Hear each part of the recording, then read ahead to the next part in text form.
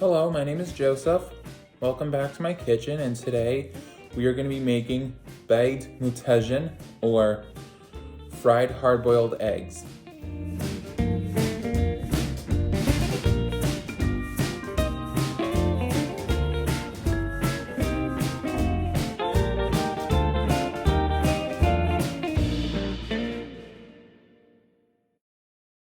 The first thing you do is you fill your pot with oil. Then you set a temperature to a medium setting. Then you hard-boiled 6 eggs.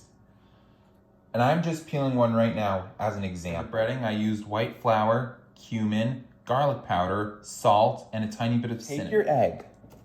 You then coat it in the breading like this. And then you put it in the oil.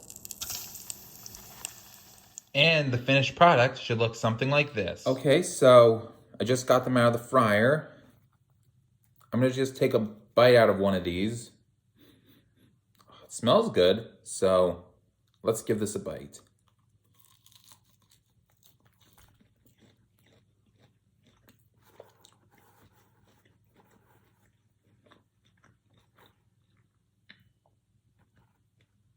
Gosh, those are so good.